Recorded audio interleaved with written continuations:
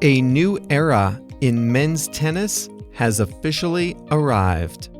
Hi there, everyone. It's Jeff, and this is Plain English for Monday, September 29th, 2025. Here at Plain English, we tell stories about current events and trending topics. And through these stories, you get to hear new words and new ideas in English. And best of all, we go a little bit slower here at Plain English so you can understand every word. After you're done listening, you have a few options. You can always listen to another episode. We only have 806 of them now. Another great thing would be to take the quiz and do the exercises. This is episode number 806. So when you get to the end, you can click the link in the show notes or go to plainenglish.com/806. And that's where you'll find the exercises and activities for this story. What is today's story? I teased it a moment ago. It's the new era of men's tennis. Remember Nadal? Remember Federer? Remember Novak Djokovic? They belonged to the last era. About 15 years in which those three men dominated the sport. But now there is a new rivalry at the top, and like the last one, this one has a European flavor. That's today's story. Remember, plainenglish.com/806 when you're done. That's where you'll find the exercises and activities. Let's dive in. Before we start today's story, I'd just like to remind you that the podcast is just one part of how we can help you upgrade your English skills. At plainenglish.com, you can make faster progress with active learning strategies. You can take quizzes, do activities, listen to the fast version of the audio, watch video workshops, practice what you learn, and even join a live call with JR and me. It's all about helping you build your skills to become a better, more confident English speaker. Sound good? Go to plainenglish.com to start your free 14-day trial today. Now, let's jump into today's story.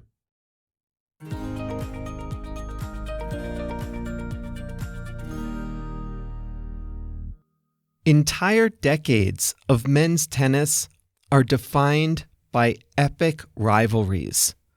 In the 1980s, there was a rivalry between Jimmy Connors and John McEnroe, both true competitors who showed a lot of emotion on the court.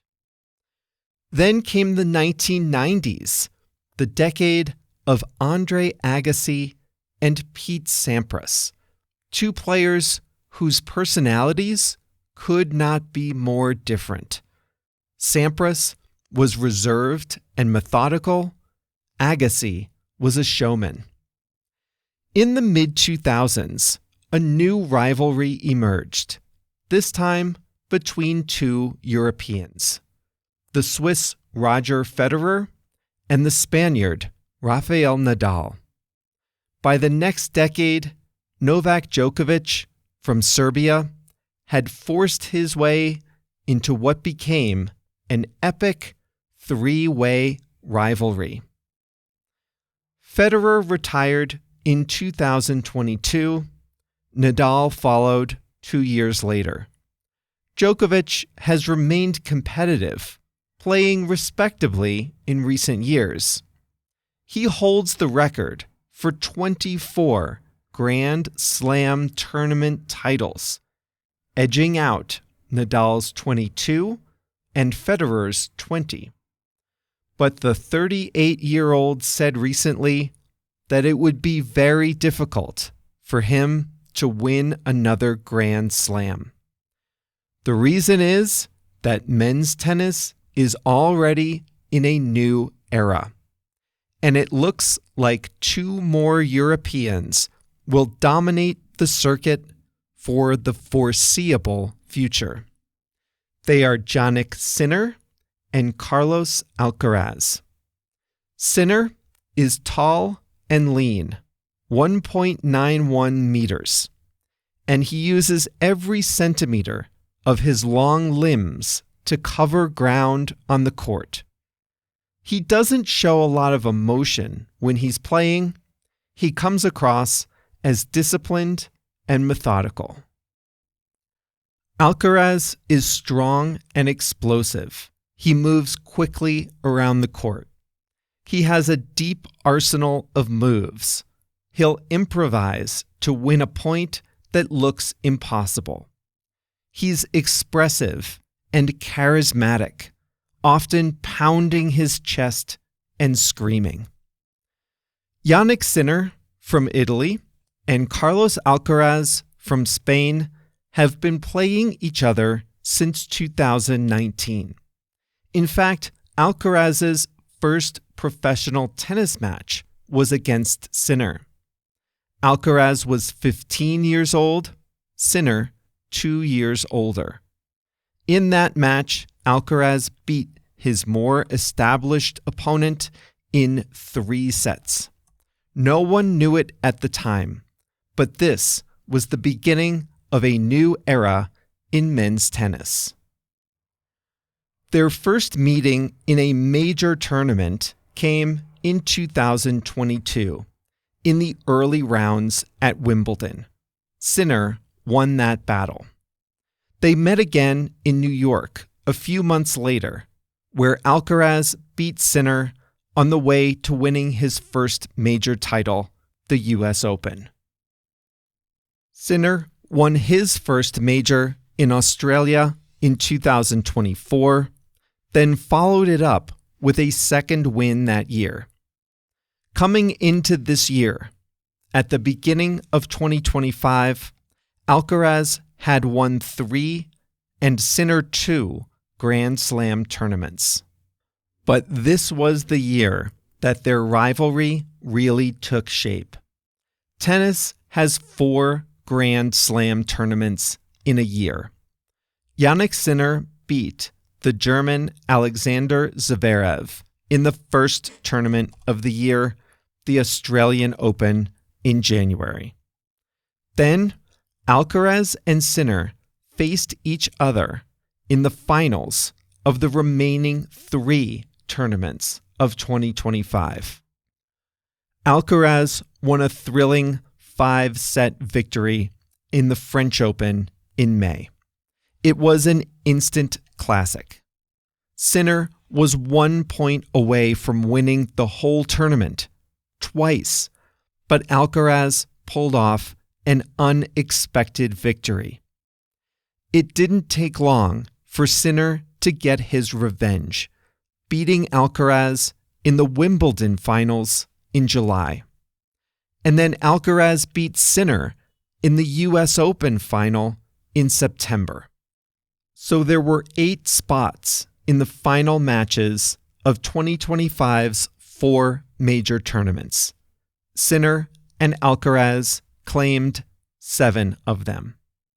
Go back another year. In 2024, either Sinner or Alcaraz reached the finals of every major tournament, and between them, they won all 4. No man, not named Sinner or Alcaraz, has won a Grand Slam tournament in 2 years. After winning the US Open this year, Alcaraz told Sinner, "I'm seeing you more than my family." They even ran into each other twice in New York at restaurants. Is a dominant rivalry like this good for tennis? There are the 2 best players in the world, and then there's a wide gap separating them from the next best tier.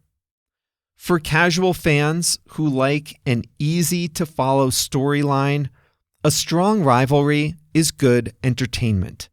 It's easy to remember 2 names and keep track of who has won what.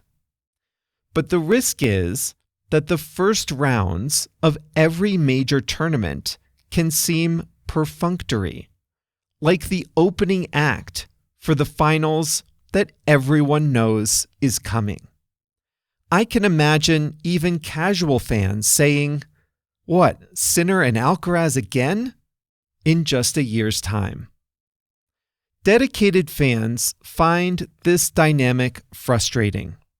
There are a lot of good players in that second tier, players with different styles and skills, who may never get to shine because the game's two giants dominate every final. For maximum entertainment, it's hard to beat the era that recently ended, an era dominated by three men, not two. Federer and Nadal had a long-standing rivalry, but then Djokovic stormed into the top tier. With three players at the top, there's more drama and less predictability, but it's still easy for casual fans to follow. Now, during that time, the British player Andy Murray was always a factor, occasionally reaching the finals, and very occasionally winning one against the big three. We are still in the early days of the Sinner-Alcaraz rivalry. An elite player can play in top shape for 12 years or more. Sinner and Alcaraz are about 3 or 4 years into their elite careers. Tennis players hit their peak performance between about ages 23 and 29. Carlos Alcaraz is just 22 years old, Jannik Sinner 24. In other words, make sure to learn their names. If you're even the most casual fan of sports, you'll be hearing them a lot in the coming years.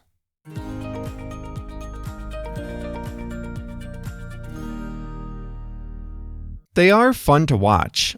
I don't watch a lot of tennis these days, but I did watch a few of the finals this year. The French Open final was thrilling. It was as good as it gets in sports. Now, as a casual tennis fan, I do like a good rivalry, but I also want others to break through, too. A sport shouldn't be too predictable, you know? All right, that is all for us here at Plain English. This was episode number 806 of Plain English, so you can find the full story with the quiz, practice exercises, and more at plainenglish.com/806. That is thanks to JR, the producer. We will be back on Thursday with a brand new episode. See you then.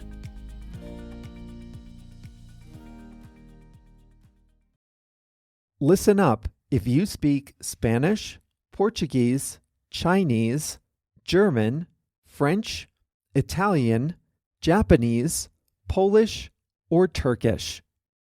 One of the most frustrating things about listening and reading in a second language is being confused by unfamiliar words or phrases. When you listen to Plain English, or when you read the transcript, you probably encounter some words you don't know. When that happens, you have a few options. You can stop the audio, go look up the definition, then return to the episode, find your place, and press play again, but that's exhausting. Or you can just skip it and be confused. That's no fun either. But what if you could see the translation of the word into your language instantly without having to stop the audio, without having to look anything up? Well, you can at plainenglish.com.